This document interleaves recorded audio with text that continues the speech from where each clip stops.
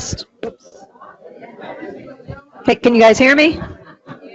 Okay, so we got about 5 minutes. So get some more snacks.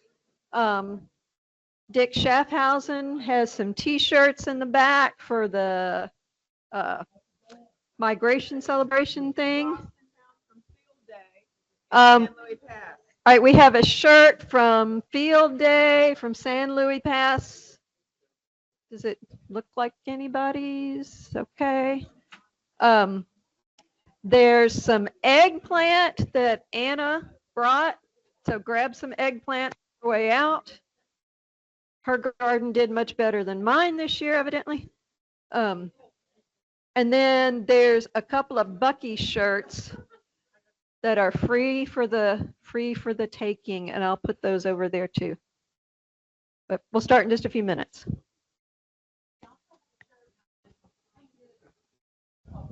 That's what Luann just had. All right. Okay, can you guys hear me? Yes, no, yes? Okay. I saw Robin give a thumbs up, so.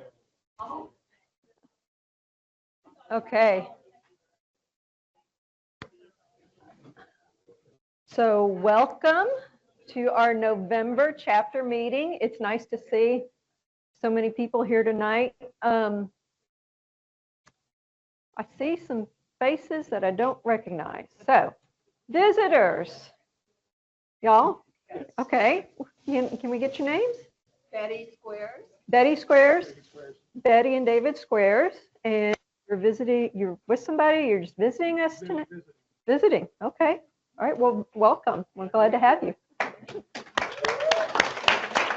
Okay, and Christine's mother is here, Miss Charlene Wilson. So thank you for coming. Okay, any other visitors tonight? Okay, well, welcome again. Oh, I have to do this. Maybe I'm doing it. Got it. There we go. Okay. So our agenda, we have Ron. Oops. Yeah, Ron Weeks, our presenter, is here also. So thanks for coming. Okay. All right. So how many veterans do we have? Stand up. Stand up. Come on.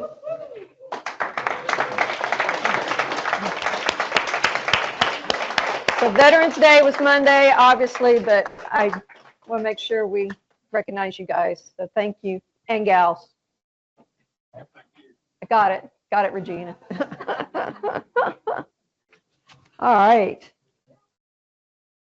So Kathy Purvis, Secretary Extraordinaire, she sent out our minutes, and I know everybody read them, right? So it does say September because we didn't have a meeting last month. For once, I didn't make a mistake on the slide. So are there any corrections or additions to the minutes that were sent out? Does anybody remember? Yeah. Okay, so can we get a motion to approve, please? Okay, Jimmy, Herb seconds. All in favor? Aye. Any opposed? Minutes are approved. Okay. Oops, hold on. Hit too many. All right, so we had, so we got like 2 months of people to recognize, but we have initial certifications, and unfortunately, Melanie is sick, so she's not able to be with us tonight. So I'll get some stuff to you. I apologize, but Sarah, I didn't see Sarah. Nicole, I see you. Come on down. Katie's here. Come on down. Emily, I didn't see Emily. Donna, come on down. and Betty. All right, so these people have completed their initial certification, and we're really proud of y'all.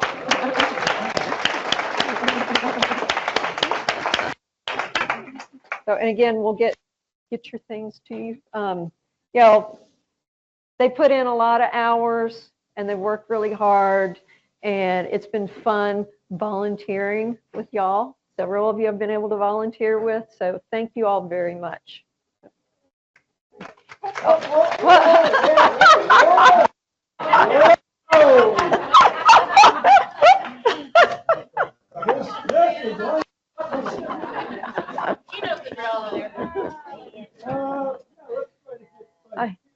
I need to find a better place to put this sign.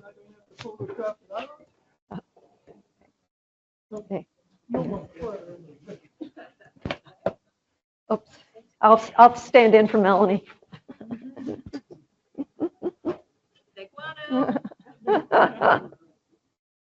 Okay, if everybody will smile, I can't really tell, but 1 and 2 and 3, and another 1, 2, and 3, and I think we're good.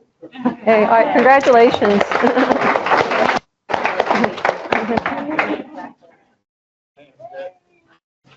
Okay. All right, recertifications. Patty, I know you're here. John, come on down. I will let you take over, sorry. I can talk here. Oh, no, I'm sorry. Take the Bluetooth or something and take. Nope, okay, take that. Okay. We have 2 months worth of recertifications. Hi, Patty. If you don't have your pins yet, anybody in the room, for any reason that you think you're entitled to have one through the end of Halloween this year, come see me before the evening's over. Hi, Betty. Okay. Kimberly Calhoun, Mel McKee, Linda Sluice, Ken Sluice, and Betty Taylor. Come on down and get your picture taken. Okay.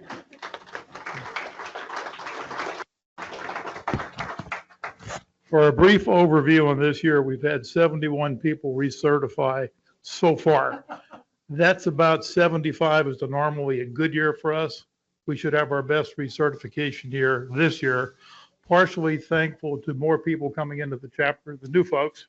And secondly, for the advanced training program, we had more people get their advanced training hours in. So hopefully we'll do a good job on keeping both of those running real hot. I have 16 milestones for this year. All but 2 have already been handed out. If you think you have a milestone, again, come see me. Oh, actually, we have a milestone. Next slide, yeah. Barbara. Barbara Briere. Oh, Whaley. Barbara. The other Barbara. Come on down, Barbara.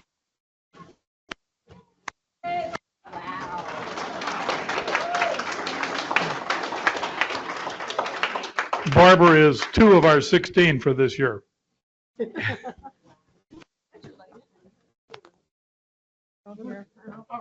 Sorry. Balance it out.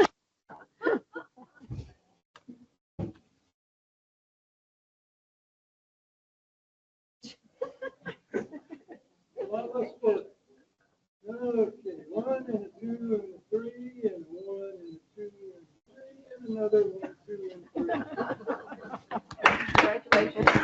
Again, keep up the good work. Remember, you have 45 days after the end of the month to turn your time in. That's particularly important at the end of 2024. Come the state won't take the hours anymore.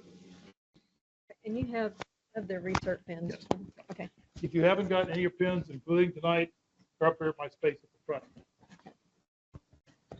Yeah, those of you recertified, John does have pins, so grab them from him at the break. There we go. So here's our impact data, our hours, and the number of people that we've reached out and talked to. So volunteer hours year to date, we're at 12,000, almost 12,300. Advanced training, 2,000 hours. That's a lot. Adults, 8,400, youth 25,500. So that's so for a total of 33,886. That's really great. Keep up the great work, and that represents a lot of work on a lot of people's time. You know, organizing events, getting people out, getting out to the schools. So, thank you. Thank you, thank you, thank you. Okay. So this is from state. They've asked us to just remind everybody, I'm not saying anybody's done anything, but just as a reminder, you know, the Master Naturalist title, the chapter name, your program, chapter membership should never be used in connection with advocacy or to invoke some policy. Okay, so, you know, I'm a Master Naturalist and I say we should do this. Don't do that. You can say anything you want in your own, you know, sorry, I'm not saying this very well. Just don't use the title to promote something. Your title and certification should never be used for personal gain or profit. The logo and title are trademarks, and we have to get state office approval when we're putting them on stuff. Your public comments should only be made as a private citizen. Your title should not be associated with your public comments. And as always, you can go to the state website and review all this. Okay, and that's my commercial, okay? And we're on to our presentation.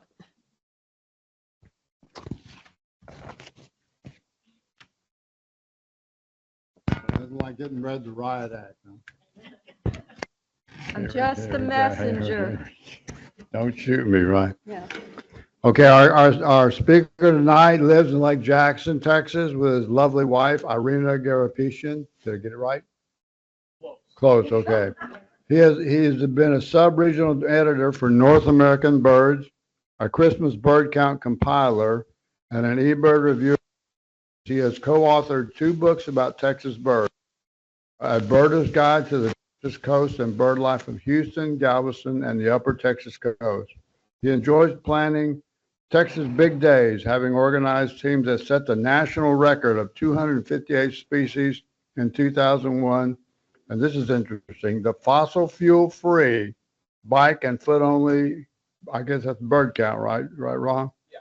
National record of 193 species in 2015. So y'all walked all these places or rode your bike? We rode 120 plus miles and walked probably. Wow. And his most recent obsession, besides trying to get this system to work here, has been studying the migration by recording nocturnal migrants that flying over his yard. Do you use the song meter? Yeah. Okay, because we use that for the bat survey.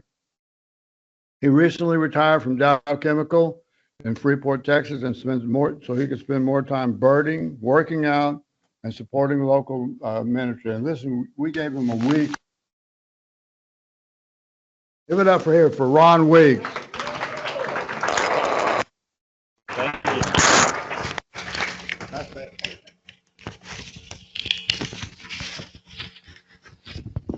So I don't know how well this works as a lapel mic. We're going to try it.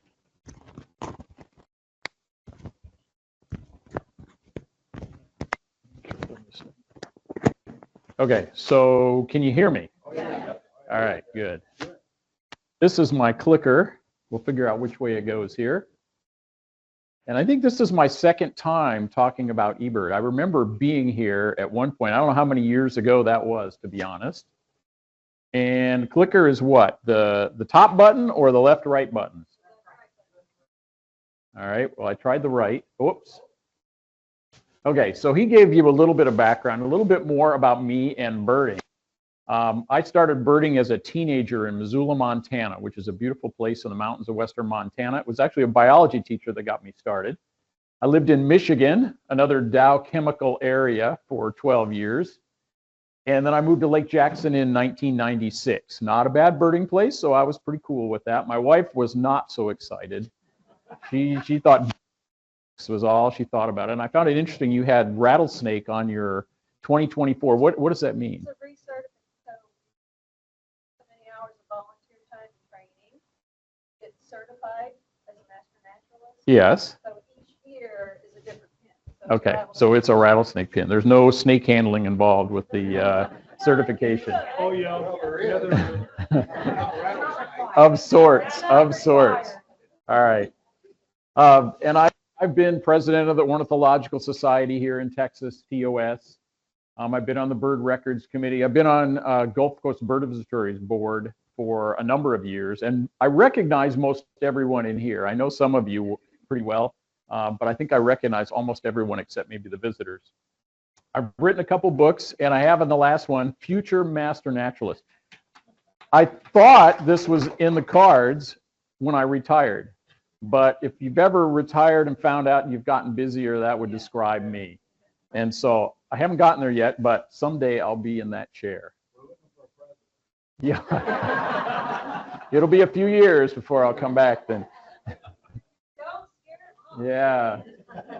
Okay, so I'm going to be talking about eBird and Merlin. How many people have used eBird? Okay, so about half. How many people have used Merlin? Wow, even more. That's interesting. Okay, so I've got minutes. I'm going to try and split it up to give you a little bit. Some of the folks have not used eBird, so those of you who are pros, be patient, and we'll go through a quick review of what eBird is. So it's the online database, and you can see the word, the Wikipedia definition of it. But it's a really great tool. It gathers its citizen science in action. You can put your birds in, and it goes right into Cornell's database. And there are all kinds of neat tools to bring it back out to find out where the birds are, where they're wintering, where they're summering, et cetera. It got launched all the way back in 2002. And as of 2021, they were up to 1 billion observations. And they have a full staff, which is run, most of them reside in Ithaca, where Cornell is, but not all of them. And then they've recently introduced Merlin bird identification software, which needs really, you've already been using it some. And what I'll do is go through why it works or doesn't work the way it does. And I'll probably get lots of questions. I'll save some time for questions regarding that. And it relies on AI technology. And if you know anything about AI technology, you see it everywhere now. But you have to feed and train to do AI properly. And Merlin is in its infancy, I'll say. And we'll talk about that. All right. Where do I have to point? Is it back there? Because that's, oh, here we go. Thank you. So it's pretty easy to download. Half of you have already downloaded eBird. You can use it on both the Apple's iOS system or Android versions. You can just go to the App Store just like you would any other app and look for eBird by Cornell Lab of Ornithology and download that. You can search for Merlin Bird ID the same way, and I've got in my slides on that how to do that, but it looks like most of you are already on your way. So we won't talk about that much. So there's two ways you can do eBird. I use both. One is computer entry on your, say, your laptop or your computer at home. And that's actually the best because you can get a big screen if you want to explore data. I'm writing another book right now, and I'm constantly going in there and studying the data to try and figure out what I'm going to say about a given species of bird. And this is what you've got now with eBird. They are constantly building new tools. They've got these people, most of them are programmers, and are trying to develop new ways that you can get that data back out. There's certain things like breeding birds. If you put in there that a bird bred, if you want to get that back out, there's not a tool yet to go look for. Has anybody reported breeding formally in the tool? That's not there yet.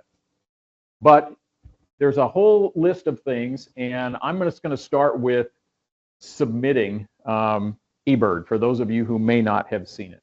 And I'll do it pretty quickly. You can go in, you can pick where you birded. There's a drop-down menu. You can go to a map and find the location. And that gets you to where you have a checklist that you can add. But before that, you have to put in what you were doing. This is citizen science, so they're trying to figure out where you are, when you did it, how long you were birding, that type of thing. It's better in the app because a lot of that is done automatically for you. But then you can just go in and type in the number of each species you saw. And you can tell them if you've put in all your birds, submit, and it's off to Cornell. It's actually in the database within seconds. If it's a rare bird, then you have to deal with somebody like me who's a reviewer because there's a certain amount of vetting on data. But most of them aren't going to flag, and your data is in there. But it's better. For those of you who use it, it's really nice because the app, it knows where you are. It will pull up the eBird hotspots that you're near, and you can say where you are, or you can pick the location you're at, and it'll just put the address in. And then you can go ahead and put in your birds live. So as you're walking around, you go bird and you tap on the number thing, it says a number 3 for your northern cardinals. It's really slick, as most of you probably already know. It keeps track of your distance, and you can actually look at your track. Some of mine, I look like a drunken sailor. It's everywhere. I made 5 loops of Quintana or wherever birding at the time. But you're the only one who can see that, by the way. Your track is only for you. It will put the distance and the time into the database, so that's all a part of it. And there's a lot of things people do, county listing, other things. Basically, if you're in a spot, you count every bird that you can see and hear. For some of the birds, you can get a short pick list. If you type in HOU, house sparrow will be one of the first ones that will come up.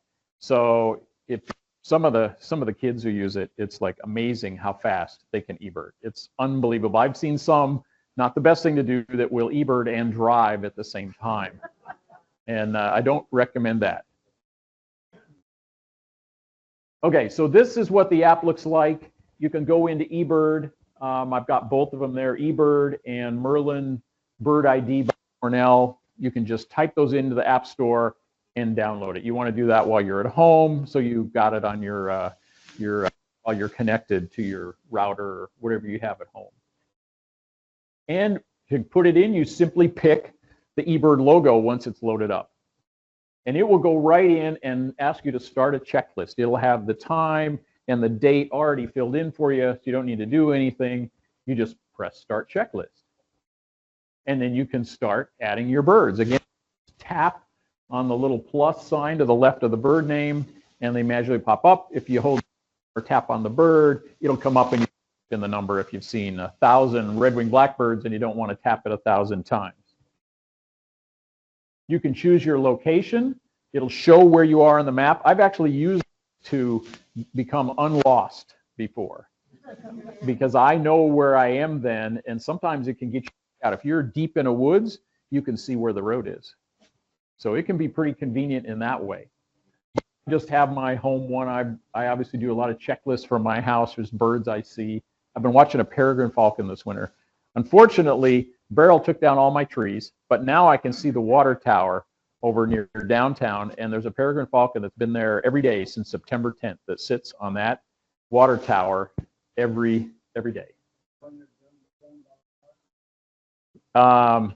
It's not by Dunbar. It's the one by the auto dealerships, the Honda dealer and some of those over that part of town. Unfortunately, he sits on the side that I can see from my window. Nice peregrine. So you can put in all your birds, which I mentioned. I do that. I typed in the HOU, actually house wren, or more correctly now, it's northern house wren. They've just split them. There's northern and southern, and it's pretty easy to use once you get into it. And once you're done, all you have to do is click submit. It'll ask if you've seen all your birds, just like the desktop part, and you're done. Spot and start your next list. So it's pretty well done. They've worked on this a lot, and they're always trying to make improvements and make it easier and more fun to use. Okay, but there's a lot of other stuff, and I don't know how many of you go explore on the website. You can't really do this easily from your phone. It's easier with a large screen, but you can go explore. And there's a number of things they've got. You can explore the species, which I've got a slide for coming up. You can explore regions, species maps, the sound. It's a tremendous, all the data that people put in, all their photographs and all the recordings are there for you to peruse through. If you want to go listen to, look at 500 pictures of a peregrine falcon, you can do it. There are hot spots, and I've got some of these coming up, and even bar charts where you can see what time of year that bird should be here based on the eBird data. Okay, so here is when we do look at the species. So it's got, normally up they'll have the species there, and they'll have some of the immature bird, the adult bird, all the different plumages there. And then you can also look a little further, and this is just down below. I couldn't really static capture the entire page. But if you go down, it'll have the top photos. You can see if any of your photos might have made it. That has the top recordings. It's got the top videos. And it's even got things where you can do when you do nocturnal flight calls. I actually record things going over my house. I've got a microphone on a post, on a pole, and I record what goes over at night, these little seat notes of all the things going over, which is really fascinating. That's a whole other subject. But you can go screen those. I can go flight call, and it will pull up all the flight calls in the database so I can listen to other people's flight calls for that species. So there's a lot of really interesting things. You can just learn a little bit about that particular species by looking through those. You can also do a location. So Brazoria County is the one I typed in for this screenshot, and it will show you all the recent checklists for Brazoria County. It'll show you the bird lists. It's got all kinds of things that you can look for. I happen to do this in October, so it's got some October sightings. And so there's just incredible amount of information. You can find out whether a given bird has ever been found, whether you might be the first one to have found a given species for the county or wherever you put as your location. And these are the things that I like. And these are I call it the stick pin map. So you put your species in. I put Virginia. I was looking to see if Virginia rails were back when I pulled this up in October. Well, what you can do is look for the stick pins. Well, there's red ones in there, which are the last 2 days. You can also do just here in the last month, and you can see whether those birds have made it back or not yet, whether you should be looking for them at this point. So I always find that interesting to see if there's been a big front to push down, say, brown creepers. How many brown creepers made it here? Red-breasted nuthatches invading this year. They are somewhat, but not a big invasion this particular fall. There are a few down already. So it's an interesting thing to look at. You can also look at, a lot of times I'm trying to evaluate a record, say it's a bird that's normally not here in the winter. I can look in January. You can also select over on the side. You can go explore rich media is one of the things on the right. And you can go see if there's photographs for a certain warbler in January anywhere in the US. So you can quickly get to all.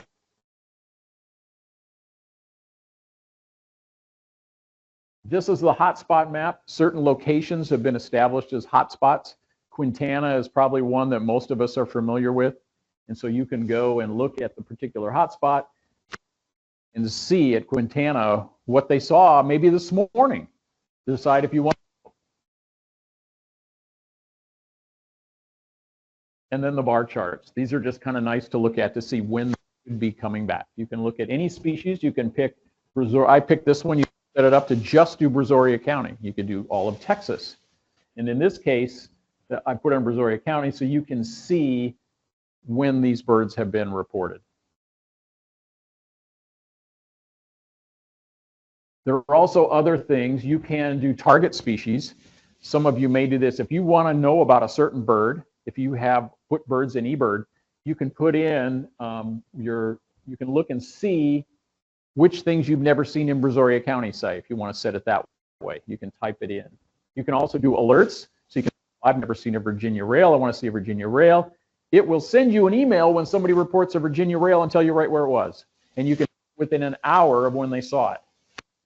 So it's a great way, especially if you're traveling. I just got back from the Rio Grande Valley. If you want to figure out what everybody's been seeing, that's a great way to actually give yourself a prompt on a given bird you might want to see for Texas. Top 100, if you're competitive, you can go to 100 and see the top 100 eBirders. A lot of people really get into that. And they can make the top 100 in terms of their area. You can set up your yard total, you can set it up the way you want. And then there's a lot of other things, including our second topic, Merlin Bird ID.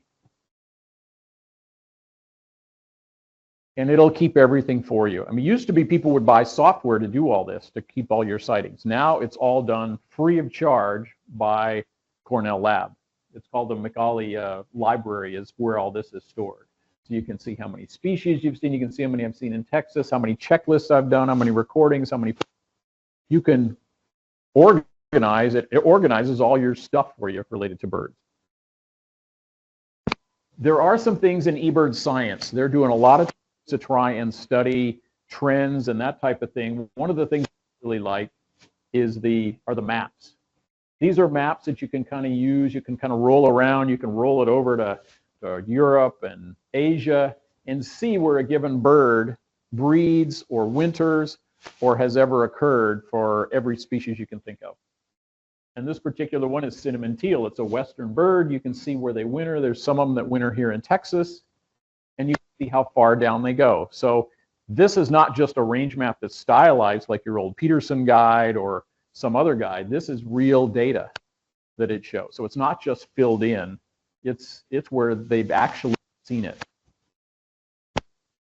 Okay, so eBird is a great free way to catalog all of your bird records. It offers a way to watch the migration in real time, which is of interest to people like me who I just love the study of birds, and that's why I do the nocturnal calls, because a lot of those you don't see, but you can actually hear them and know that they're going on. It stores historical data. You don't have to worry about that anymore. It saved me a lot of space in my house. I used to have paper records, and now I'm all electronic, and they back it up for us. And the Macaulay Library has all the things I mentioned, the recordings, the video, all of that. And it can be, you can use it around the world. I have used it. I used it, my wife wanted to go to Europe and do one of these longboat cruises, so I was eBirding as I went along on the longboat cruise. You can do it anywhere. And it has the reference there. Somehow the Microsoft changed my font, so it pushes it down. But those are all the folks that do a lot of the work on eBird. A lot of them are friends of mine that are in various places at Cornell and elsewhere around the country. Okay, so he's going to pull up my second. So while he's doing that, any questions on eBird that I might be able to do right now? How it works, what happens to my sightings? Yeah.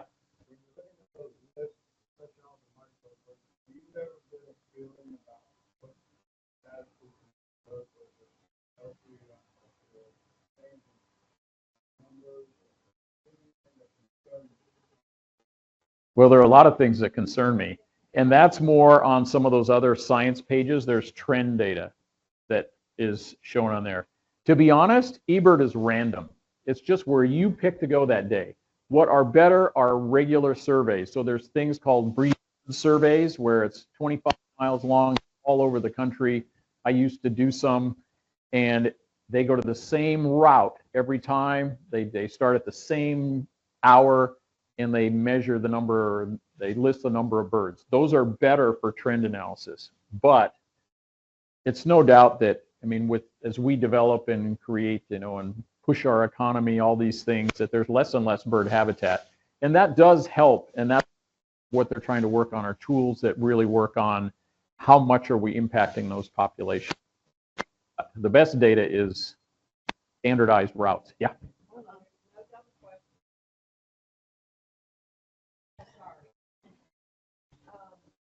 I did not have this app. Am I on? I can hear you. I can rephrase the question if you want. Okay. I did not have this app, didn't know anything about it. And is there a place on the app that if you took a picture of a bird, it'll tell you what it is? That's on the presentation. Okay, great. Because I'm always calling Christine. And what is this? No, or. Yeah. It makes you feel any better. I do get a few emails from Christine. She sent me video the other day. Yeah. On eBird, there's a, or at least there used to be a spot that says, is this your complete list Mm-hmm. or is it incomplete? Yeah. I always get confused on which one I'm supposed to click. Click a complete one. What happens is if you were just say, oh, I saw a couple of cool birds and I saw a bunch of others, they want you to click incomplete, and that way it doesn't go into the database. So the idea is you're at your spot and you count all the birds you can see from that spot. So if you measure all your birds, that helps the data. If you only list a tenth of the birds you saw, it skews the data. So if you went and identified everything, you click on complete list of everything you identify. Yeah. This isn't working? Oh. Try it anyway, or let's just go on. Okay. Well, a thought occurred to me, a couple of months back, we were in, several of us were in, West Texas, north of the, Mexico border, Dolan Falls, and we were on some DNC property. And one of our members, David Heineke, took us on a little trip and saw, we spotted a, common black hawk. Okay. Well, when I looked, it's supposedly a rare sighting, but so we punched it in Merlin, or In sorry, eBird. and somebody else said, "Oh, that's a black hawk," but the area is not open to public access. So what tells somebody? Well, here's a bird, but you're not gonna be able to get to it. Normally in the hotspot, it'll say, and when that pops up on their, everybody wants to see a common black-hawk, it'll say restricted access. If they've done the hotspot correctly, which the TNC should have done, it'll tell them that. And then they know if they want to get there, they're going to have to get special access. So, yeah. And one thing that I'll mention, it's related to your question, is there are certain birds that don't show up on the maps anymore.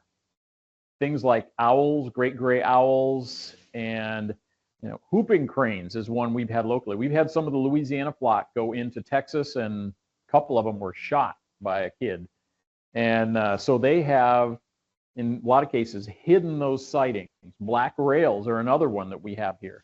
So you will not, it'll show you this fuzzy bluish square, but you can't figure out where it was because hidden that information for the purposes of protecting the birds. So, yeah. Yeah, Dick. I was at the Zorio Refuge last week, first time for a long time for sort of reasons. But there were a ton of snowy tits, ibis, roseate spoonbills. Mm-hmm. Guess, because they're spread out all over that on Owen Pond in this case. So they're just all over. Yeah. Just kind of give it a guess. Yeah, so do the best you can.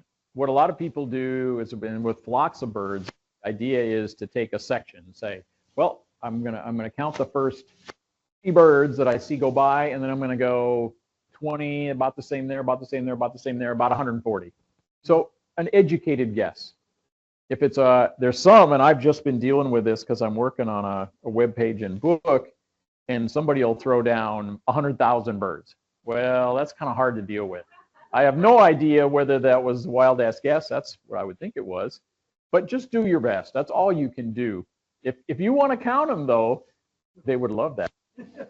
Do I count them all? They move. No. Yeah. I just do. That is another way. Now, one of the things I found is I have done that, and then I come back to my picture and I go, oh, not right now. I have done it with buff-breasted sandpipers. I had a pond, Raymondville, down in Willacy County, where I had 1,000 buff-breasted sandpipers, and I could put the photographs in. I went click, click, click, click, and counted them because that was a bird I cared about. If it's starlings, I'm not going to be counting the specks. I'll be honest. But yeah, just use your educated guess. It's citizen science. There's a lot of error involved, but just do your best. And some days You're not going to want to sit there and count all the time. Okay, I'm going to go. We can come back to eBird questions, but I'm going to get to the Merlin part because this is kind of a fun new tool that I think a lot of you have, well, I know a lot of you have used because of the amount of hands that were raised. So this is, as I mentioned, a project that's ongoing. You can download it the same way as I mentioned. Just go to the App Store, open it up, and download the app. And you will get to, it'll put it on your Merlin bird ID. So that's Charles Harper is the artist who does those birds. If you ever wondered, those are stylized birds by Charles Harper. And I actually kind of like his stuff, even though I love to see the bird as realistic as possible. I kind of like this. But you just click on Merlin bird ID, and this pops up. And this was the home page when I went in when I did these slides. So there's a Carolina wren there. They have a bird of the day now. I don't know if it picks a personal bird of the day based on where you live. I'm not sure how that's done. But you can do a variety of things. So we're going through it, both the photograph and the sound. So we're going to start with sound. That's the middle button and what a lot of people use because you can just push that button and start recording sounds. So it'll say it's now recording, and it'll say you're in Lake Jackson, Texas, or Angleton, Texas, wherever you are.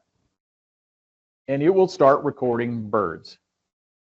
So it is set up where this is what a cardinal's song looks like on a sonogram or spectrograph. And all that is time versus frequency. And there is a certain fingerprint for that cardinal. There are also dialects for cardinals and a lot of other birds. They don't sound the same everywhere, and these are part of the challenges that they have encountered. But what it'll do is it'll pop up your bird and say, there's a northern cardinal singing. And like I say, a lot of you have already used this, and every time it hears that again, it'll light up that. So you can say, well, that bird has been singing the whole time I've been here. So I'm going to go through some general things about Merlin. What does it use to discern which bird it's hearing? So it takes that and it matches it. It doesn't listen, it looks. So it's machine vision learning, which is the same thing it uses for photographs. It's trying to match that spectrograph. And so it does great on songs, which have a whole lot of notes and go for a certain amount of time. But for a 40 millisecond call note or a flight note, it doesn't do it yet. And we're working on that. There's a whole other tool called Nighthawk for flight notes. But that's why the accuracy is great for common birds. And the other thing you need to do in AI is feed it. They try and do 100 or 200 as a minimum recordings, and then they try and match it. Well, you've got something like a mimic, and I think I've got that in here, like a mockingbird. So how many different songs does your mockingbird do? Yeah, so it's virtually impossible to nail mimics. It's very difficult to tell a blue jay from a red-shouldered hawk when they're blue jay's version of red-shouldered hawk. So, but what it uses is that image or that signature, if you will, on the sonogram. That's what it's trying to do. That's what they're working with. So it uses AI to do a live match. They've done enough on certain species that they have a pretty good confidence level. Some of you may have noticed it'll say hearing bird now, and then no bird pops up. It hasn't gotten to a certain confidence level that it thinks it knows it. Because when they first came out with it, it would give you all kinds of selections. And some of them were wrong, very wrong. And so it was difficult. They wouldn't let us as bird reviewers accept Merlin identifications. We actually had a little thing where we dropped down identified by Merlin when it was in the ones that we were not supposed to take. And I'll talk a little bit more about what you can do about that problem, though. But it uses AI. So they're constantly, and through the years, this is going to get great.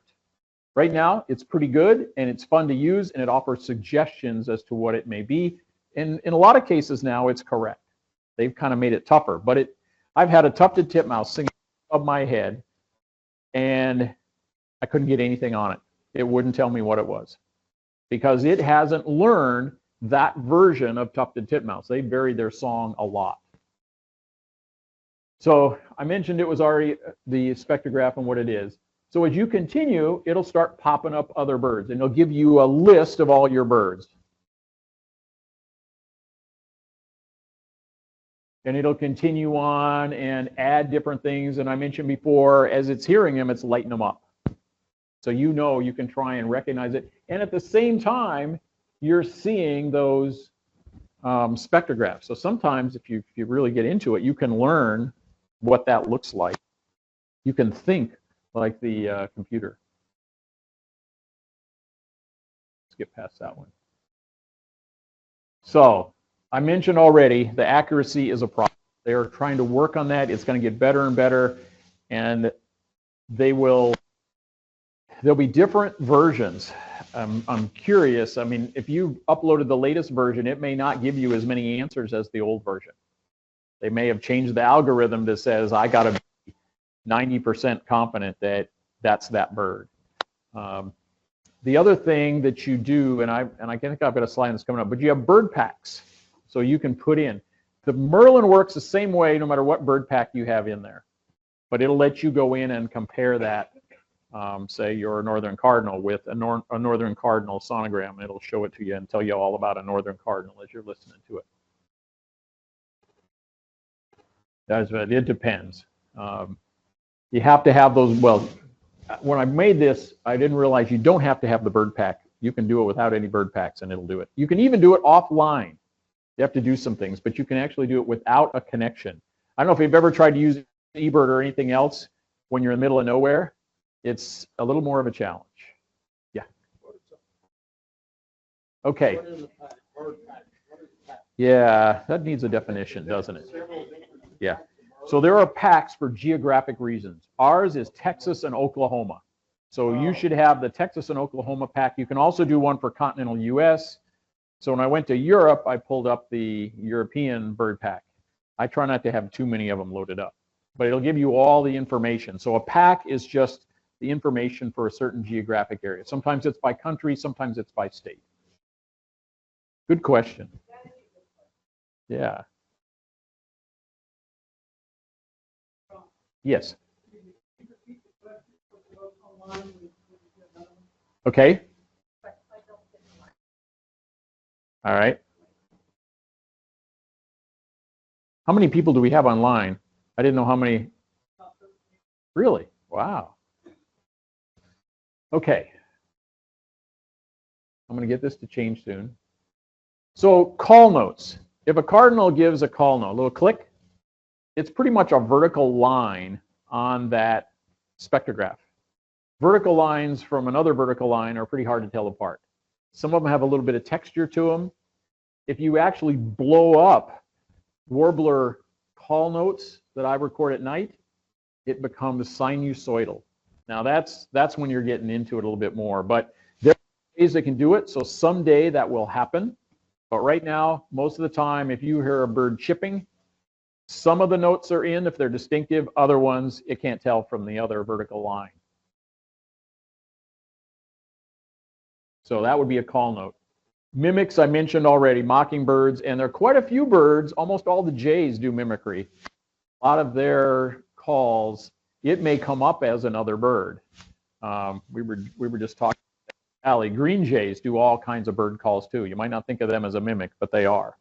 And of course our blue jays that we have. So as time, it's going to get better and better. And I already mentioned how it's not acceptable for eBird. But there is something you can do. It records on the very first screen, and I think I pop it back up and I'll show you where it is. You can say, look at my recordings. So when you do one of these things and you've got 10 birds listed and you say, okay, I'm done, it will put that in your memory. There you go back to that. So if you can use that and say, hey, Mr. eBird reviewer, I really think it was that thing, you can send that recording. You now have a recording of that bird. Even though you weren't even trying, you made a recording. The trick is, if you run, I had some guy send me a 30-minute recording. And I'm like, all right, this is, I had him tell me where, number one, it's very difficult to send something that large. He did it with Google Docs. So I could get it, but I didn't want to listen to 30 minutes of his backyard bird calls. I asked him to put where they were on there. When did it detect it? Because you can replay your time in the field. If you were recording it for 10 minutes, you can go back, click on the recording, and you can relive that 10 minutes in the field and everything that called. Or if your wife or spouse was trying to get you to take the garbage out, that'll be recorded too. So you can relive that 10 minutes of your life, which is kind of neat. You can share it with others if you want to. And that's why I say the raw recording may be sufficient. So if you send that to an eBird reviewer. I got a question in the back.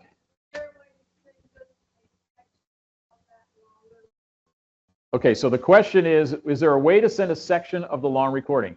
Yes, but you will have to use other software. So it makes a WAV file. I don't know if you've ever played with a WAV file. There are lots of different editors for WAV files. It's just a sound file, and you can go in and clip it and do all kinds of things. But it takes an extra level of going after it. There's a program called Audacity, which is really good for that. But you can find little things. I've got a little app on my phone that does some of it. So yes, but you got to work harder. You got to learn a little bit more. And I said long recordings over a minute. Most of the time, those are going to be so large, depending on who your service provider is. Now they're up to like 25 megabytes they'll send. It used to be 10. And then you couldn't send it to the eBird reviewer. But there are ways around it. So if you have something you really want to do it, you can talk to the eBird reviewer and they'll walk you through how you can do it. But all those are the saved for you. And so here are the recordings. Right on that first one, I had a picture of the Carolina wren. There's a listen to my recordings button or something like that. And this is what will pop up. You can see all the places you've been and run it. And if you didn't even know this was there, you may want to go delete some of it because it's taking up space on your phone if you really don't care. Because sound recordings are big recordings. It's not like video, which has all kind of, they're monstrous. These are large.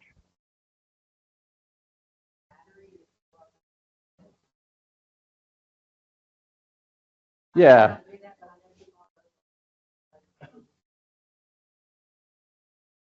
Yeah, anytime you run your phone, it'll run it down. So the question was, or the point was, don't run it all the time, or if you do, recognize it's going to run your phone down. And a lot of people do that. They'll go in it, and I've had it in my pocket before, and I thought, well, I thought I heard something. I'll pull it out, and it picked it up from inside my pocket. I've got that recording. So it's a neat way to learn bird songs. It's like having an expert along that knows most all the songs. Okay. Practical advice. So run Merlin when you're out birding, get an idea of what might be singing. A lot of people want me to come over to their yard and tell them what birds are in there. Now I can just say, well, hey, there's an app for that. And I don't have to go over there unless I really want to see them.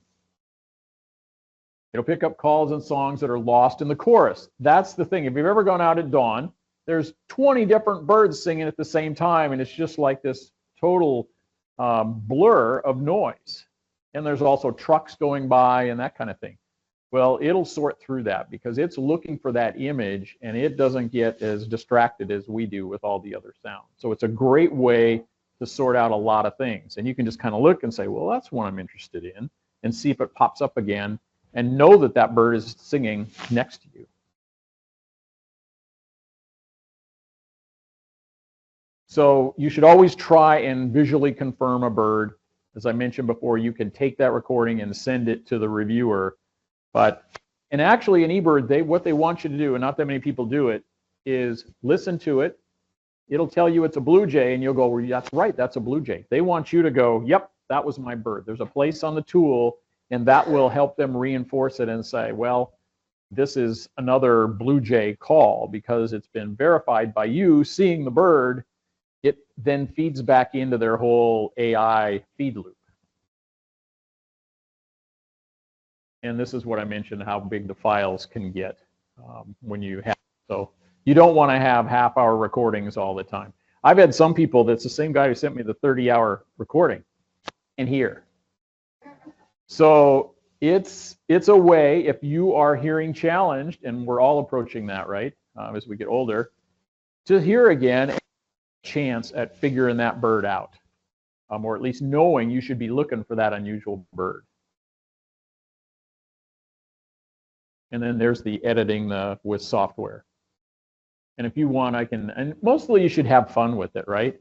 I mean, it's pretty cool to walk around with your phone and have it tell you what birds are calling. I mean, what more could you ask for? And I know a lot of people who just run it all the time and say, well, Merlin got this. I said, really? And then I'll go try and find that bird or listen for it myself. It also does a few things like your life list. If you use eBird and put all your birds in there, you can pop up your life list while you're working with the Merlin app. So these were my latest lifers. My last one was the Eurasian green woodpecker when I was in Switzerland. So it's kind of cool how it does all that. And I can go look at this when I put my list in and say, well, had I seen that one before? Well, if it's the most recent one, I hadn't. So it's a way to manage your life list. And you can see all the cool European birds I've found. And it was really helpful because I know the bird songs here. Been here a long time. When I go to Switzerland or Germany, or I'm on the longboat going through some country I've never been to before, I don't know the songs, but it does. And so that really helped me when I was there. I was like, what in the heck is that thing? And I can see right when it's saying, because it was some bird I didn't recognize, and it would pop up and tell me what it was. So it's for when you become a beginner in a new area, it's really helpful.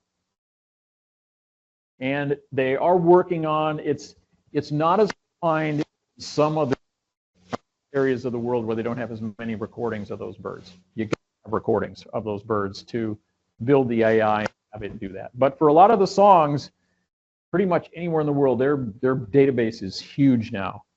I went to Colombia in March, and I think I had 450 life birds in 2 weeks. And it was just a total blur. Still is. I can't tell you what I saw. It was a blue-headed, flycatcher thrush or something weird. And it's like, all these names, I can't even comprehend that many that quickly. But it's all saved in eBird, and a lot of the times I did recordings of those birds. All right, so we're going to move now. I think my next one, and by the way, it says My Sound Recordings right here, just above that bottom bar. That's where you go in to see the recordings that I showed earlier.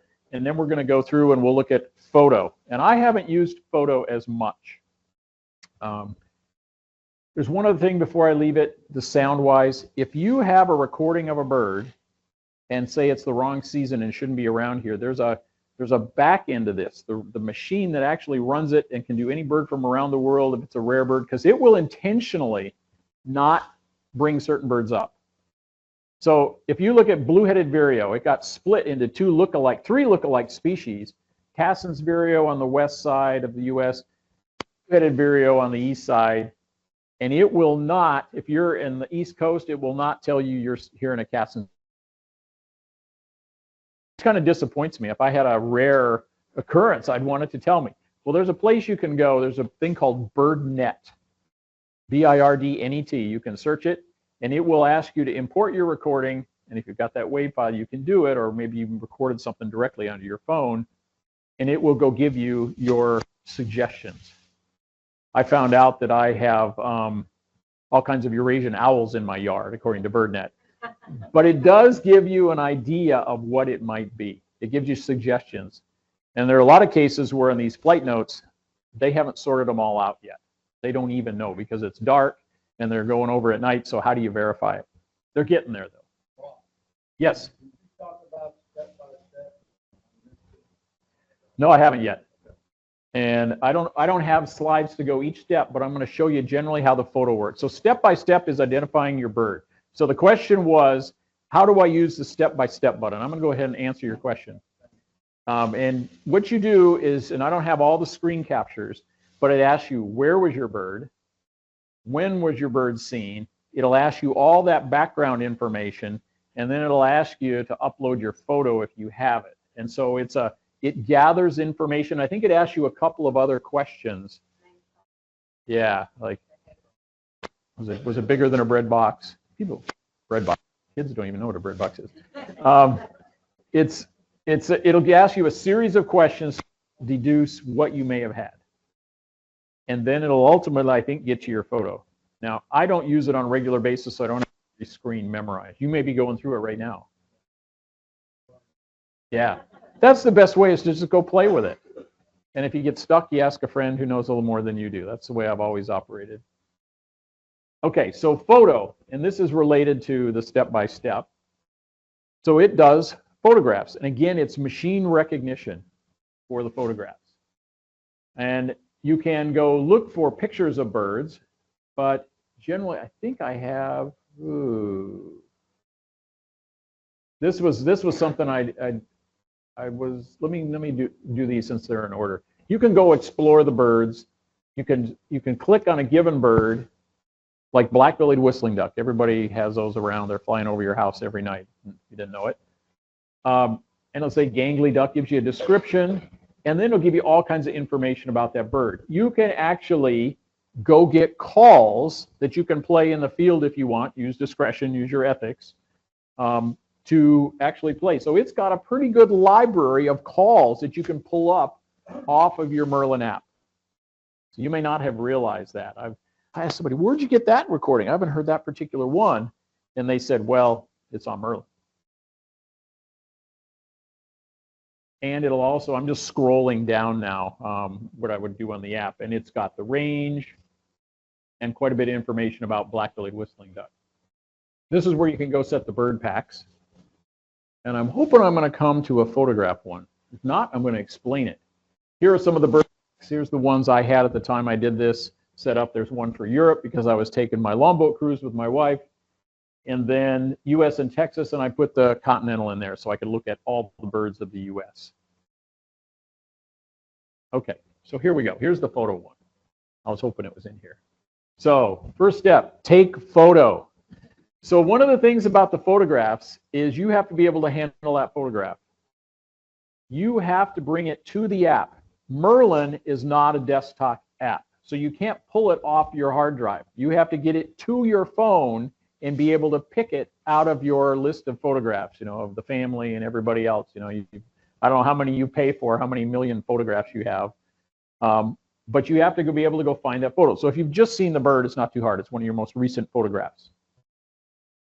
You would choose that photo off of your photo selection, and it will ask you to center the bird. Anybody recognize this particular bird? What's that? It's actually a bird I did not see. It is. It's the McGillivray's down at Quintana that's probably going to winter there. McGillivray's warbler is out of the west. It's unusual, and so there's a bunch of pictures. Well, I don't know about you, but people send me pictures, and somehow they end up in my photo collage on my phone. So I thought, well, I'm just going to pick one from there. So I don't even know who took this photograph, but this is a photograph of that bird, and it will, you just pick it in, you put it in, you center it. Obviously, that's a back of the camera shot. And you confirm the location. So it was Quintana on September 25th, and you don't know what it is, so you say, I don't know. And boom, it comes up with your lead candidates. And then it lets you make a decision as to which one it is. Well, it's pretty obviously a McGillivray's warbler. It comes up with orange crown warbler as the next best guess because it has kind of a broken eye ring look, but it really doesn't look at all like that McGillivray's warbler. So that is the way the photo app will work. And it's pretty good. We've come up with some big rarities that people had no idea what they were, and it said, Merlin told me it was a Cassin sparrow. And I look at the photograph, and I'll be darned, it's a Cassin sparrow. The photo stuff is pretty good. It's not foolproof, but it's pretty darn good. So if somebody tells me they had that on Merlin, they obviously have a picture because they put it through, and I'll say, send me that picture because it's probably it. But the trick is, and here's the complete orange crowned warbler. And you can say, this is my bird. So with the McGillivray, you'd say, that was my bird. And it goes and it reinforces all that AI for the identification of McGillivray's warbler. So I think I've got some summary of things here. Photo identification at this point is much more accurate than the Merlin Sound ID, but they're both fun. Like I said, the biggest challenge with the photographs is getting it to the app.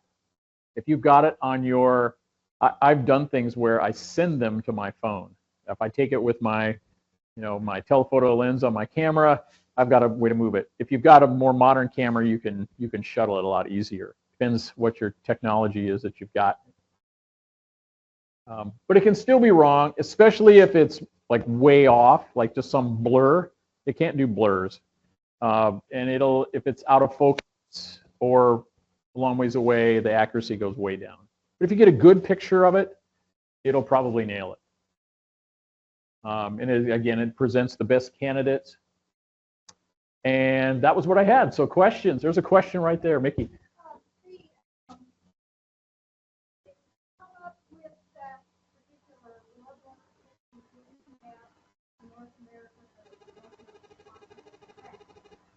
So the question was, would it come up with that warbler if you did not have that? What I've read says, yes, it would still, because it's looking for an image match. And the fact that you have that pack there just gives you resources to go look at other pictures of that bird to kind of confirm whether you think it's the same. So I believe the answer is yes to that. I can confirm, because we were in France, I didn't have the European pack, but it was identifying birds. Yeah. So now we know. Now we're sure. Yeah, it's pretty cool. Yeah. So the question was the image I showed, the spectrograph. So the spectrograph, I can go back. Let's see. Let me go back some. Is the frequency versus time chart. And I got to point the right way, and I'm going to get there. Well, now I'm halfway there. Make sure that I'm saying There it is. Yeah. So that is the spectrograph. I'm thinking that the image of the spectrograph would make a cool piece of art for like your favorite bird. I hadn't thought about, well, actually, I probably have thought about that. There is a bird called a Henslow's sparrow. I don't know how many of you have seen Henslow's sparrow. They normally don't get down here, but I have a beautiful recording of a Henslow's sparrow call note. Now, if you heard it, you'd just go zip, and you go, well, how can that be beautiful? But if you blow it up, it's this beautiful sinusoidal wave that goes up and comes back down. And so for a nut like me who's reading the recordings, it's an awesome recording. So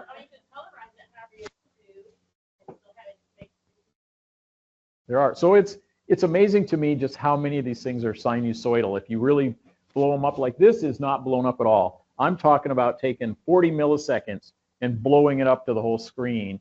And you have to do fancy, manipulations of it. But all of a sudden, this amazing thing, if you get a good recording, shows up. And that's how you can tell some of these unusual birds. But yeah, it is art in a way. Yeah.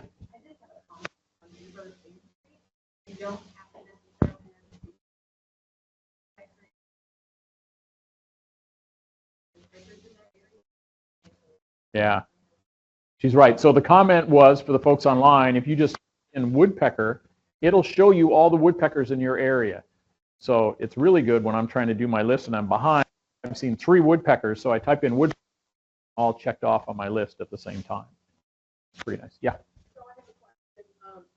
So when you said Merlin, and you finish recording, the it does not put those in deeper. So what does it say? I'm trying to. When you're finished recording, Okay. it'll say take me deeper. You don't have to. Yeah, and I think But it doesn't automatically. no, it does not.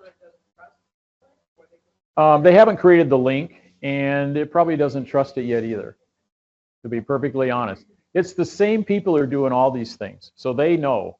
And I think there will be a day when that happens. They've got they've got so many things on their list of programming. It all sounds like a simple thing, but the programming side of it can be challenging to do on a mass scale like that. So yeah, it's does not link it. You need to. So if I want to, if you have your eBird checklist, like I don't know how many, I think it had like 100 and some birds that I put recordings in for, I will actually, and when you go into eBird, you can, what is it? It's add data. There's a special button you need to click to put in photographs and recordings. So you just drag them off your hard drive if you're on a desktop or a laptop.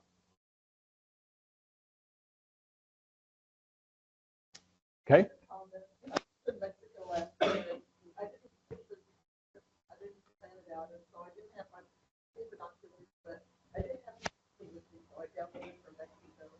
And I could see the birds there, but not expect you to see them.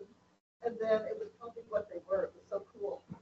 It is great. As I say, when you're a beginner and you travel into another place, I mean, I know North American birds pretty darn well, but I'm a total beginner when I go to some other place. It's kind of mind-boggling, but that helps. It kind of lets you know. Yeah.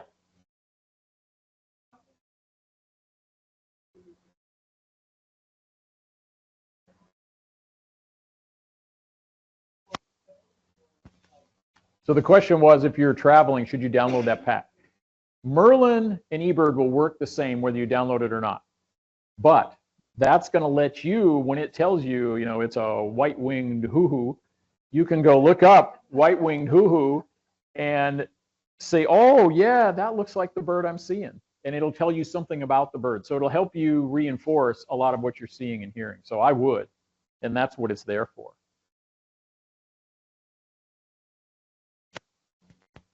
All right, it looks like I exhausted the questions.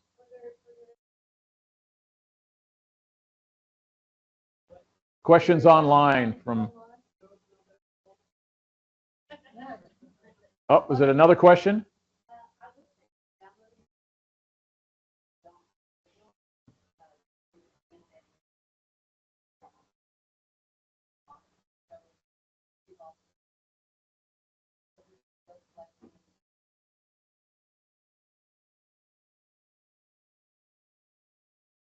Yeah.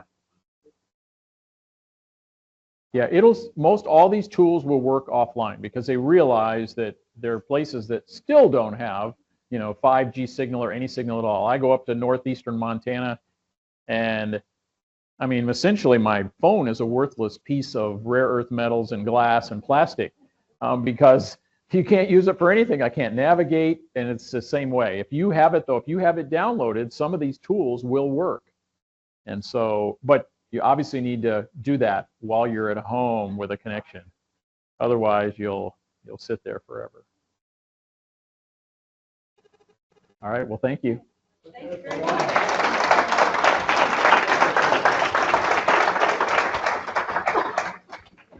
Thank you so much. Mm-hmm. I'll get my phone. Yeah, I'll get that microphone. Oh. I'll get the one that works. Anna. Okay, thank you so much. You're welcome.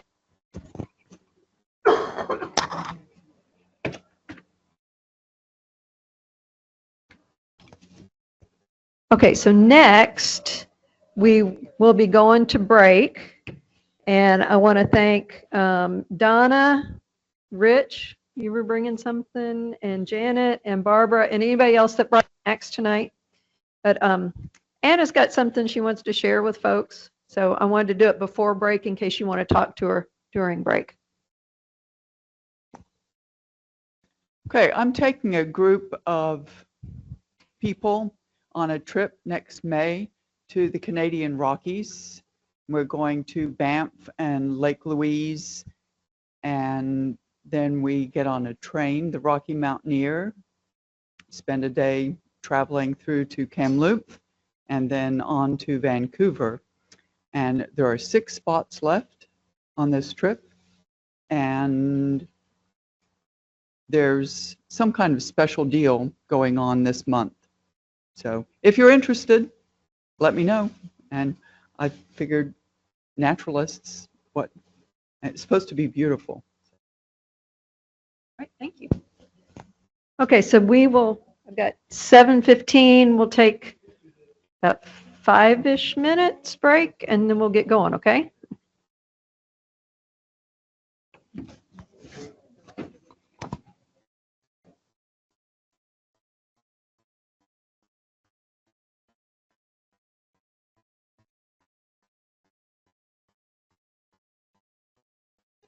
conservatory. Lots of things you can do. All right, oops. Okay, so next bit of business. Okay,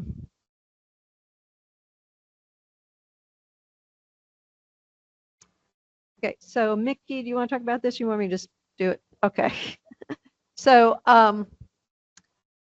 next month we will have our officer elections. So Mickey and Jimmy and Luann and Tara and Barbara were part of the nominating committee. And I guess they didn't arm twist y'all hard enough. But the current officers have all agreed to run again. We will take, okay, thank you. There. We will take nominations from the floor. You want to nominate somebody, get their permission first. Yeah. Volunteers, okay. But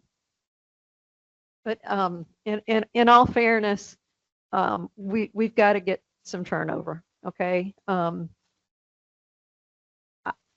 I'm not doing another year after next year, okay? I mean, that would have been 4 years. So, and don't get me wrong, I love you guys, but every good organization needs to have turnover, okay? Turnover is not a bad thing, okay? But yes, we will take nominations from the floor, but we have to have an election because it's in our bylaws, so. And I want to say thanks to the team because it's hard and I know it. And sometimes it can be disappointing when, you ask people and they're like, no way, no how. Okay. All right. So thank you very much. Well, come on. Okay. It's Dawn's turn now. Yay. I got slides for September. You have both slides?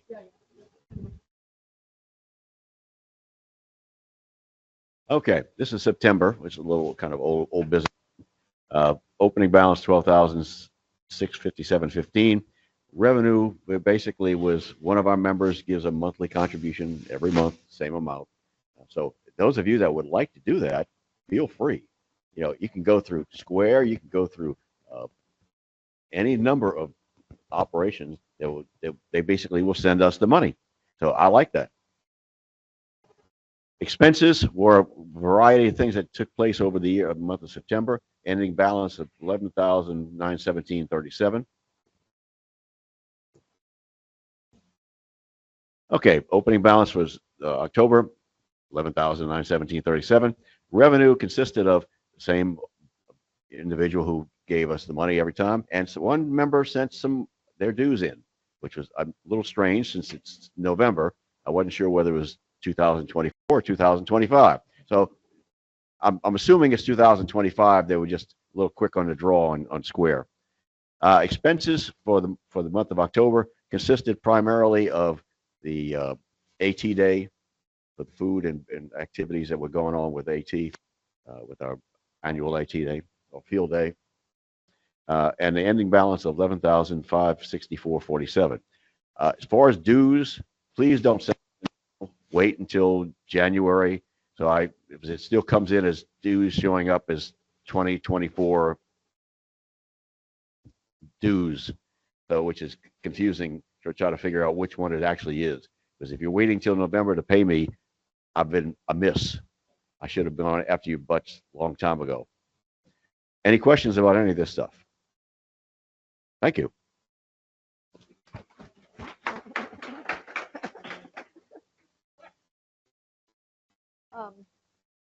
I realize. By the way, if anybody wants this job, the next year, I'm more than happy to Backsies. I'm trying hard. Okay, so we will have the financial statement in the meeting minutes. I realize it's kind of hard to see, but just know it will be there. It's our income, chapter expenses, and where is it? Come on, you can do it. Little engine that can't. There we go. And then the this section is the intern expenses. Okay, next. Miss Ruby is here. There she is. Do you want me to come back there? No.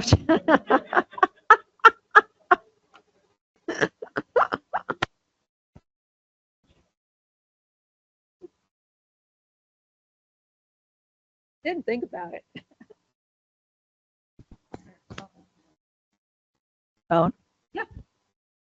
Okay, we have been busy for the last 2 months. Everybody take a deep breath. Now it's breathe. So Saturday, we had a wonderful time at Sea Center, Texas. It's one of the most well-organized things I've been to in a long time. And it was, I didn't know what was going on over there. It showed up for almost nothing there. But it was Special Olympics fishing tournament with people who'd be going to the Special Olympics from all ages, from little kids to older and older kids. Got to fish, got prizes for it. Everybody seemed to know exactly what they were supposed to be doing, and it was a lot of fun. This was the 3rd year, so put this on your calendar for next year. I want to be sure we're invited again. And we still have a couple of things that aren't listed because we're still working on the kinks out of what we're going to do. Tomorrow, after we have deep all day, 5, 6 really brave volunteers are going to be at Freeport Elementary, STEM's Family Night, Science, and I can hardly wait. Now, save the date. I don't have a clipboard with me. Most of you have done very well about answering and replying when I've sent volunteer needed notices. Thank you. Now it's going to be a little more complicated because I've been careful to do it just one event at a time. This one event happens to be 9 days, I think. Open house at Zoria Refuge, December the 26th through January 1st. Yes, we'll be there January 1st. From, I believe it's going to be 11 o'clock, 4 o'clock. And I'll start asking for volunteers probably the very 1st of December. I found out if I get too far ahead, people who volunteered aren't going to be there because they didn't remember they volunteered or something, or they got sick in between, or grandkids came. But put on your calendars. We have a really good time. And we need a lot of volunteers. Oh, yes. I don't remember all the statistics for last year because it was a little bit different. But I do remember that one year we had from 11 different countries sign in and 20 different states. It's during birding time. We have birders with their Merlin and all this going on, I'm sure. We learned how to do that tonight, that come from all over to see the birds. I think I was amazed one time. I was down there with critters and things, and Austria, this couple from Austria were walking through looking for the birds. My first reaction was, they went to Austria and to see this flat land here. No. They just come from everywhere, and you get to visit with them. So how many of you have participated in that week off? Look at that. And then we do it again in March.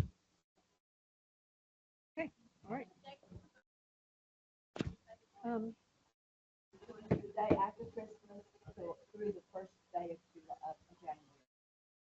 Yeah.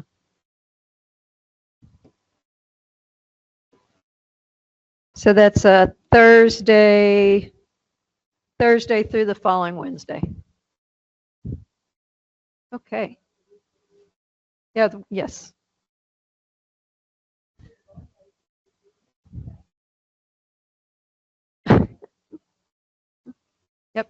Yep. Yeah, you could get a lot of volunteer time. That's true. Okay, Orrin, I think you are up next. Maybe? Yes.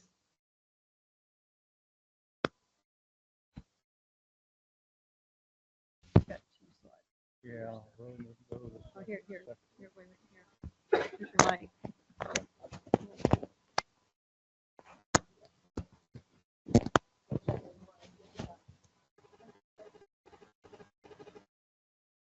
Maybe it was on the first one. Bird count. Oh, they didn't get on there? I'm sorry. Oh, okay. That's okay. Well, what I want to make mention, there was another line item. The events are on the calendar, but the Christmas bird counts are coming up in December. And all of the bird counts will be in September except in December, I'm sorry. Brazoria Bottomlands, I think that's January the 4th. But all of them are on the calendar, the volunteer calendar, with the exception of one. And I think it was Bolivar, didn't have a date on it yet when I checked the Houston Audubon website.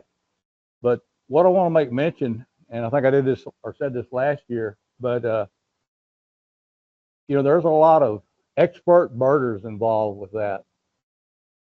But they probably don't have as much fun as somebody like me that, hey, that's a bird. But what's fun about it is, number one, you can help look for birds, but you can also, all of the people I've ever been with, they usually, you know, pair you up with somebody that knows what they're looking at, and you actually learn a lot. Now, in my case, the next year, I will have forgotten what I learned the year before, so it's new all over again. But they are fun, but they're all different, and this is really what I want to talk about. Look at the calendar events, because there's contact information. No two of them are the same. Obviously, they have different meeting areas, different circle map locations. But some of them start like at 6:30 in the morning. You meet here. Some of them conclude for the countdown.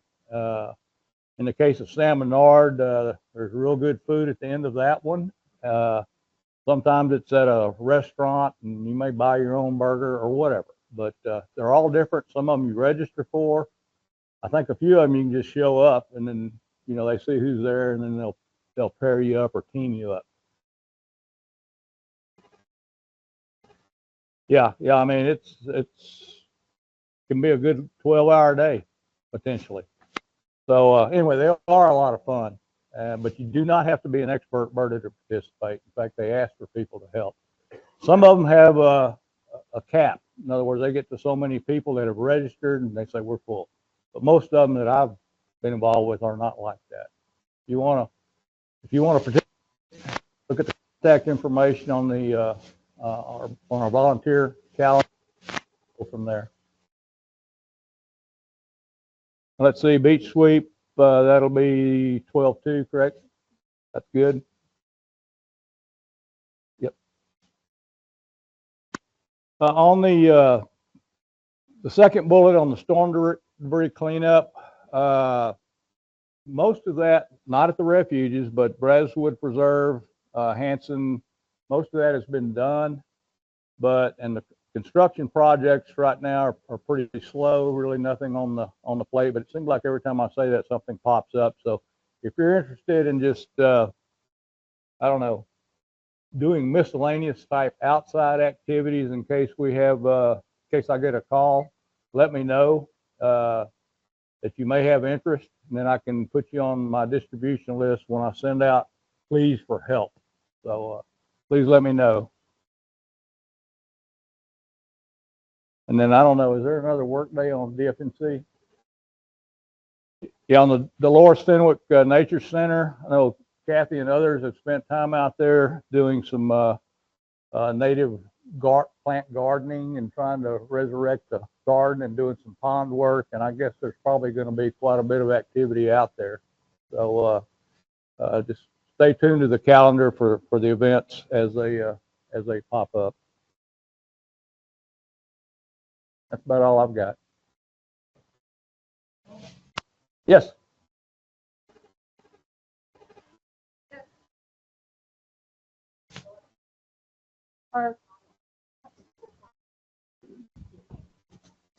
Seed collecting Friday at Nash. Is that the hand collecting? Yeah. We're having seed collecting at Nash Prairie on this Friday coming up, 9 to noon, 1-ish. We have 2 projects that need hand collecting done for, one for Brazos Woods Pocket Prairie that's next to the pavilion. The other one is Jennifer and Woody doing some restoration work at Eagle Nest Lake, just up the road from Nash Prairie, and they need some hand collected seed that the seed sweeper right now is being done on the Nash every day that sweeper cannot get. So we need to get high stuff and low stuff for them. And I'm encouraging you to come out. It's supposed to be a gorgeous day. And even come out if you don't want to seed collect. Just come out and enjoy the prairie, okay?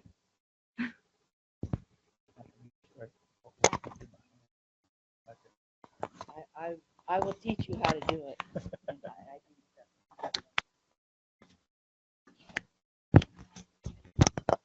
9 to noon. And then are you going over to Brazos Woods afterwards to spread seed or no? Okay, so if all goes well, then whoever wants to go to Brazos Woods can go to Brazos Woods and spread seed. Okay. I just want to say thanks to Orrin and George and Marlon and Tom Taroni. They came out yesterday and they were like, I've never seen something go in so fast in my life. But they put about 200 feet of that metal edging in, and I thought it was going to, we'll be lucky if we get it done. And 9:30 there was done. So thank you guys. Really appreciate it.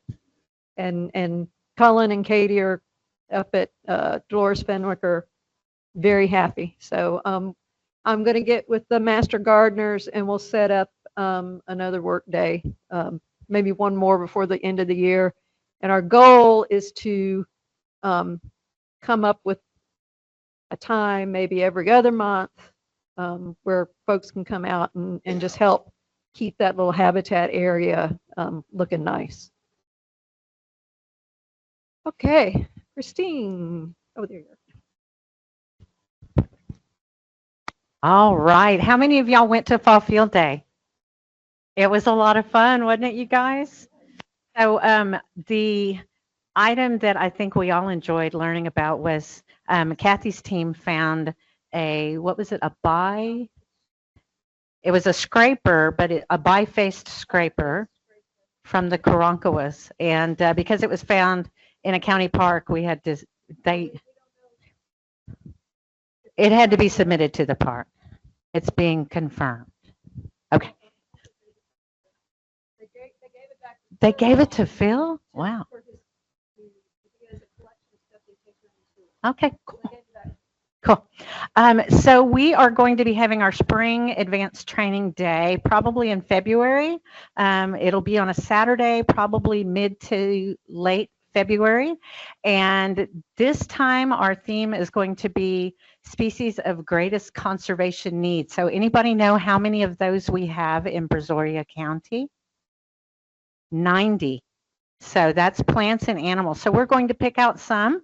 We're going to ask Wendy Anderson and Craig Hensley to come out and talk to us about what it means to be a species of greatest conservation need. There's no protection afforded to them, which I didn't know. But again, that'll be an all-day event, Saturday. Usually it's worth 6 hours of AT.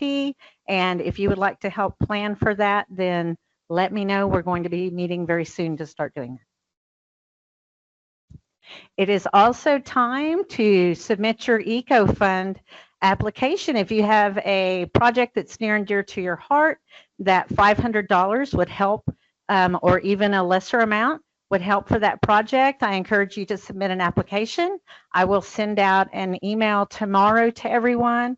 You can also find the form on the website. She's got it outlined here under forms, guidelines and forms, and then Eco Fund application.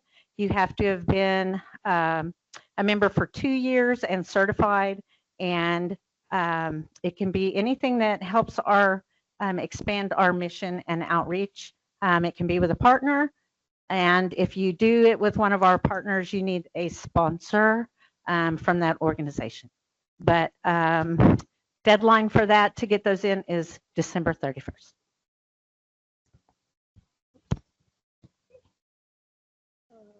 Whoops.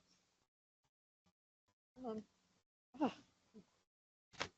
Okay, just real quick, the annual meeting was in October in San Marcos, and it's like learning, getting information from a fire hose kind of thing.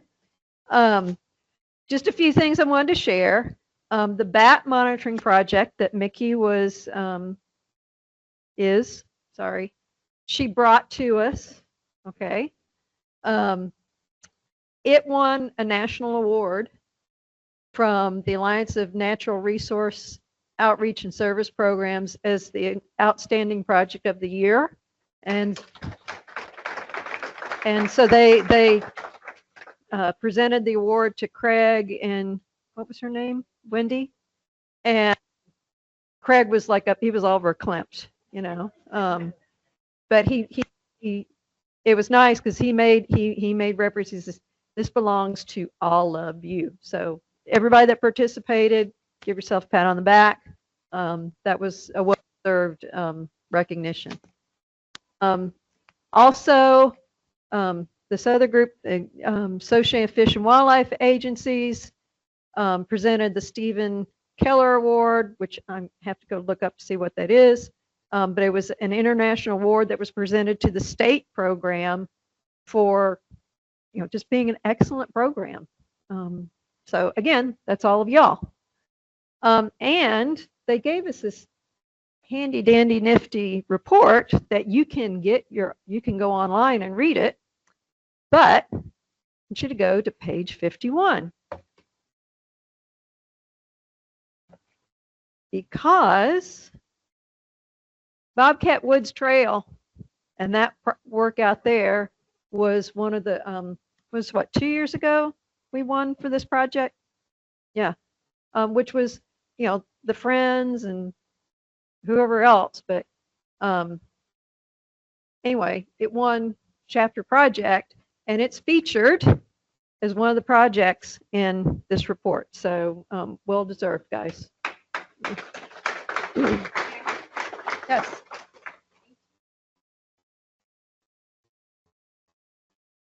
Oh yeah, I forgot about that one. So HEB presented a $50,000 check. Now, did that go to the program or did it go to the endowment fund? I don't remember what. To the program. Okay, so HEB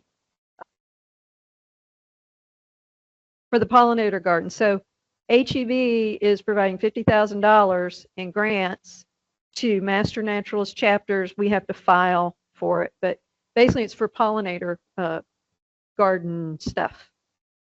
So my hope is that I can get it together in the next week to wrap up Camp Mohawk, and then the work that Kate's doing at Resoft, and then also Laura's Fenwick. And if we can get some funds, we can put them between those three. So keep your fingers crossed. Okay. Too many things in my hands. Sorry. I'm afraid I'm going to drop it. So the next year's meeting is going to be in College Station, a little closer to home. Now they're saying the 16th to 19th, but they don't know the home football schedule yet. So it might change.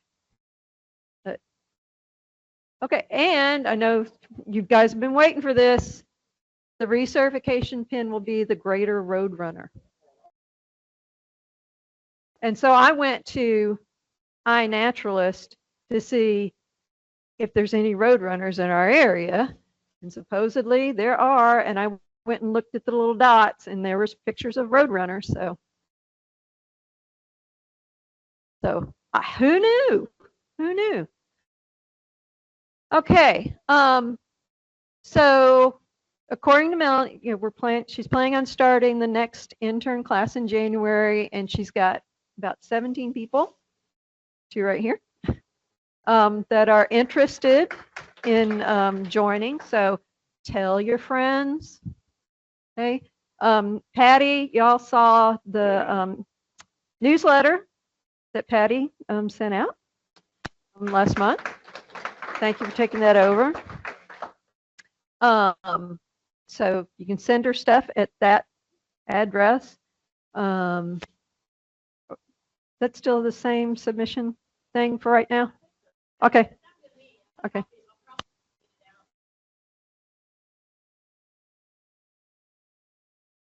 Okay. Okay, so if people have stuff, send it in sooner rather than later. Okay. Yep. Okay. Is there any other business? I'm gonna check my notes, make sure I didn't skip something.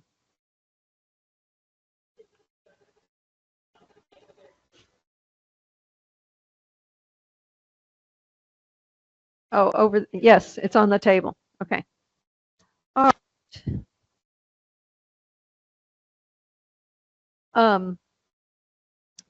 So the other thing that state asked us to start doing was to list how you should enter activity. And Orrin puts that stuff in the event calendar.